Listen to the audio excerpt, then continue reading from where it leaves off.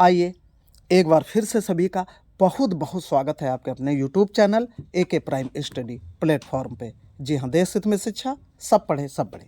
आइए एक बार फिर से हम आपके सामने लेकर आए हैं टेंस की क्लास। जी हाँ, जैसा कि टेंस की क्लास कंटिन्यू है तो उसी क्रम में प्रेजेंट टेंस, जी हाँ प्रेजेंट टेंस की हम बात कर रहे थे।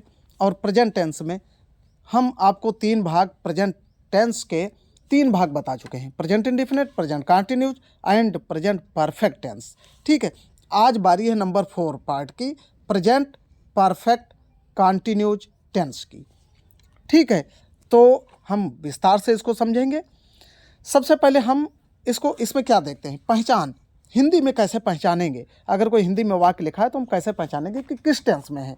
तो हिंदी में कैसे पहचानेंगे, देखिए हिंदी वाक्य के अंत में रहा है, रहे हैं, रही हैं, दिया होगा तथा इसके साथ क्या प्लस हो जाता है, समय दिया होता है।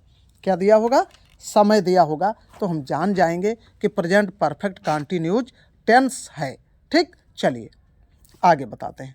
देखिए एक एक चीज़ आप विधिवत समझें, ठीक से समझें, आप एकदम समझ जाएंगे।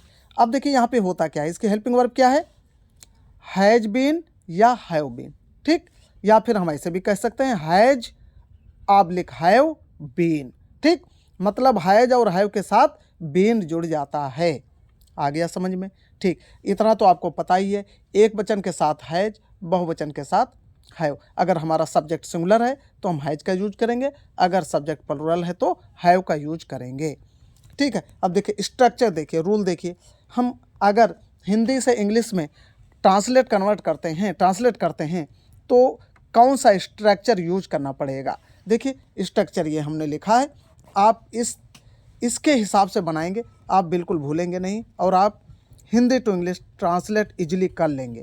ठीक, देखिए क्या होता है, सबसे पहले सब्जेक्ट, इसके बाद हैज ऑब्लिक हैव। अभी हमने ऊपर कहा ये दो हेल्पिंग वर्ब हैं, हैज एंड हैव। इनमें से कोई एक यूज होता है हर एक सेंटेंस में। अगर सब्जेक्ट सिंगुलर है तो हैज आएगा, सब्जेक्ट प्लुरल है तो हैव आएगा। ठीक, इसके बाद बीन, इसके बाद क्या लगेगा, बीन। इसके बाद वर्ब में आईएनजी, उसके बाद जो ऑब्जेक्ट होगा वो आएगा। और ऑब्जेक्ट के बाद सिंस या फॉर, दो में से कोई एक यूज करना होता है। और उसके बाद टाइम। अब सिंस फॉर में थोड़ा सा डिफरेंट है, वो समझ लीजिए। सिंस का यूज हम करते हैं जहाँ पे समय निश्चित होता है। ठीक है, निश्चित समय जब होता है, फिक्स टाइम होता है, तो हम सिंस का यूज करते हैं उससे पहले। और अगर अनिश्चित समय होता है तो फार का यूज करते हैं, अनिश्चित समय के लिए फार का यूज होगा। ठीक, इतना आ गया समझ में। अब हम आगे एग्जाम्पल लेंगे जो आपके लिए बहुत ही लाभकारी सिद्ध होंगे।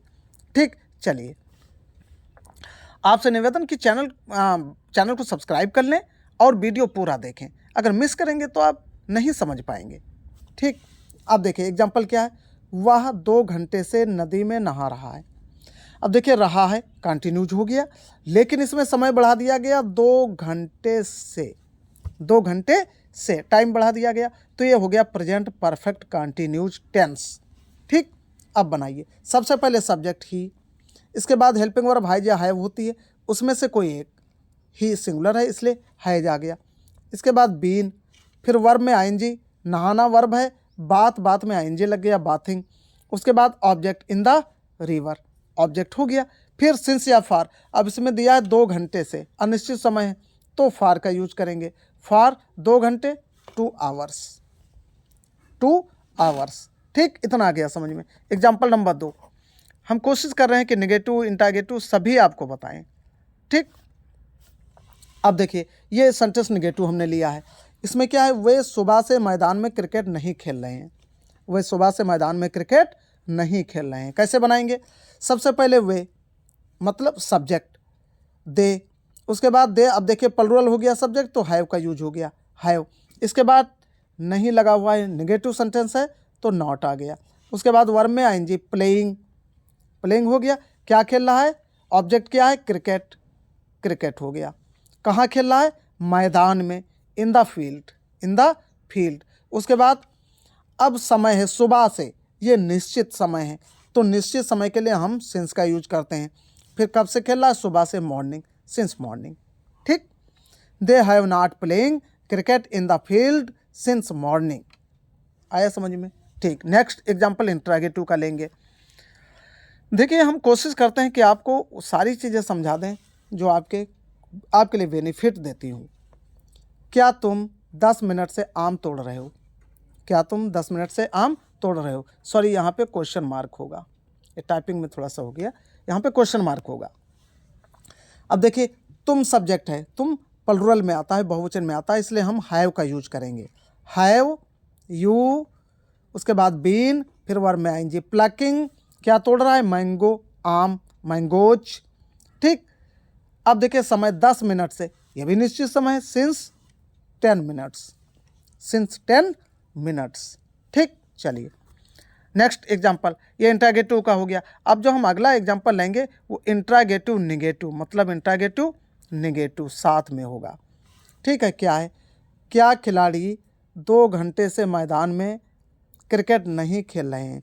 मतलब नहीं भी आ गया और क्या भी आ गया, इसको कहते हैं इंट्रागेटिव निगेटिव। आया समझ में? इंट्रागेटिव भी है और निगेटिव भी है।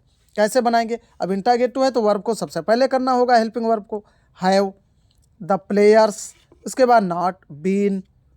ठीक है, नॉट बीन, इसके बाद वर्ब में आएंगे प्लेइंग, फिर ऑब्जेक्ट क्रिकेट, कहाँ खेल रहा है? इन द फील्ड। ठीक, फिर हम सिंस या फॉर का यूज करेंगे, तो इसमें है 2 घंटे से, तो ये भी अनिश्चित समय है, तो हम फॉर का यूज करेंगे। ठीक, फॉर, फिर 2 घंटे से है मतलब 2 आवर्स। ठीक, have the players not been playing cricket in the field for 2 hours. ठीक, ये आ गया समझ में आपके? ये 4 एग्जाम्पल हो गए प्रेजेंट परफेक्ट कंटिन्यू टेंस के। आप इनको कॉपी पे उतार सकते हैं, वीडियो को दोबारा देख सकते हैं, स्क्रीनशॉट ले सकते हैं।